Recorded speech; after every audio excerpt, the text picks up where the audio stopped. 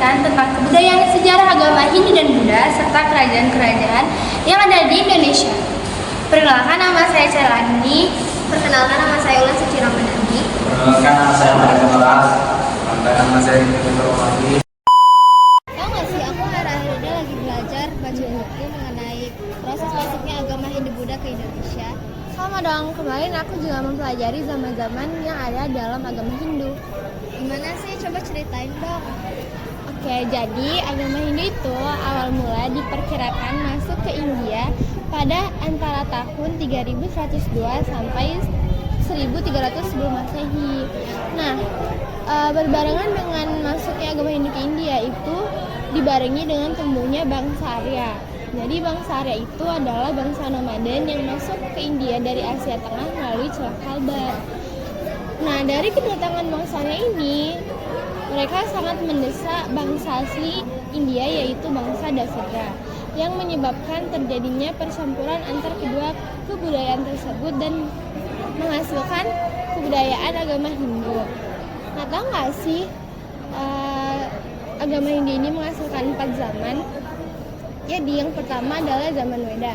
Di zaman Weda ini bangsa Arya dimulai ketika mereka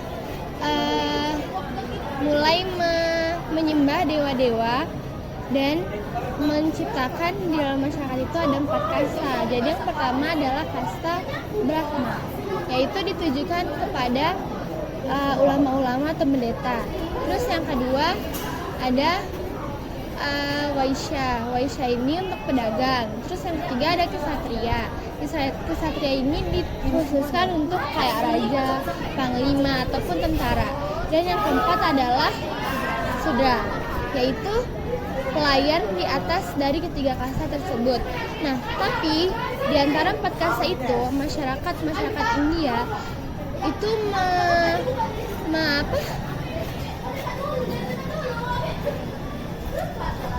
mempercayai kalau ada satu golongan di luar dari 4 kasta tersebut, yaitu namanya kasta Paria, yang dikhususkan untuk orang miskin ataupun gelandangan. Nah, terus zaman yang kedua adalah zaman Brahmana. Di zaman Brahmana ini kekuasaan mereka itu sangatlah besar, yang dimana bangsa Brahmana ini yang mempersiapkan persembahan-persembahan umat kepada para dewa-dewa. Dan juga pada zaman ini mereka mulai mempelajari cara menyusun tata cara upacara sesuai dengan Weda. Dan yang ketiga adalah zaman Upanishad. Zaman Upanishad ini adalah zaman di mana orang-orang berfilsafat agama melalui atas dasar Weda.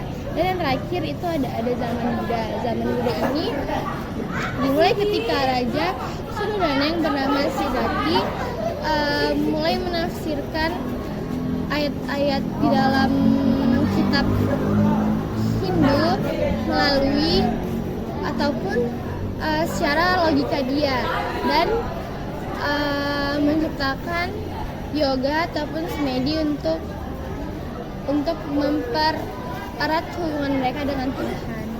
Jadi gitu. Tadi kan kita udah bahas nih gimana proses masuknya agama Hindu ke Indonesia. Selanjutnya kita bakal bahas gimana masuknya agama Buddha ke Indonesia kan. Nah, setahu aku agama Buddha itu dia tuh perkembangan lebih lanjut dari agama Hindu. Sebenarnya Buddha ini sebutan bagi orang-orang yang sudah memperoleh pencerahan. Terus Buddha ini teori masuknya Buddha ke Indonesia itu yang pertama ada teori Waisya, teori berdagang. Berdagang ini jadi orang India masuk ke Indonesia untuk berdagang. Kemudian mereka bermukim di situ dan juga menikah sama orang-orang Indonesia kan. Jadi lewat interaksi tersebut mereka ini memperkenalkan gimana kebudayaan mereka dan juga agama mereka ke Indonesia. Baru ada teori Ksatria.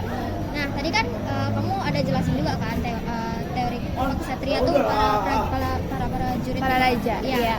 Terus waktu itu para prajurit ini perang antar golongan. Jadi para prajurit yang udah kalah terus kayak putus asa, mereka ini memutuskan untuk meninggalkan India.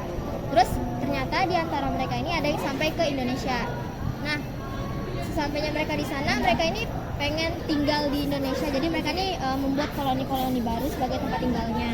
Terus lewat dari kegiatan tersebut mereka ini memperkenalkan gimana adat-adat mereka di India sampai ke Indonesia. Baru ada teori Brahmana. Jadi para Brahmana ini diundang atas pemimpin suku berdasarkan dalam rangka melegitimasi kekuasaan biar setara dengan raja-raja di India. Terus yang terakhir itu ada teori arus balik. Jadi orang Indonesia ini datang ke India tuh untuk memperoleh agama di India, sedangkan orang India yang punya pengetahuan itu mereka tuh menjelaskan kembali gimana sih agama dan juga kebudayaan terus kepada orang-orang Indonesia. Terus ada Buddha itu sebenarnya terbagi menjadi dua. Yang pertama ada Buddha Mahayana sama Hinayana. Buddha Mahayana ini lebih kompleks karena dia itu dipengaruhi dari agama lain dan juga kepercayaan lain. Itu dipengaruhi oleh agama Hindu. Terus kalau Buddha Hinayana, dia tuh lebih ke mempelajari gimana tentang Buddha itu sendiri. Gitu. Dah. Pan, kamu tahu gak kerajaan Hindu Buddha di Indonesia? Tahu, itu ada kerajaan Hindu dan Buddha di Indonesia ada 12. Yang satu kerajaan Kutai, yang kedua kerajaan Tarumanagara, yang ketiga kerajaan Pajajaran Sunda, keempat kerajaan Melayu, kelima kerajaan Kalingga, 6 kerajaan Sriwijaya Agama, ketujuh kerajaan Mataram, 8 kerajaan Medang, 9 kerajaan Kediri, 10 kerajaan Singasari, 11 kerajaan Majapahit, dan 12 kerajaan Bali. Coba dong jelasin 2 kerajaan yang kamu ketahui. Jadi gini Pak, kerajaan Kutai terletak merupakan salah satu kerajaan Hindu yang tertua di Indonesia. Berdiri sejak abad keempat, kerajaan ini berlokasi di daerah Kutai, Kalimantan Timur.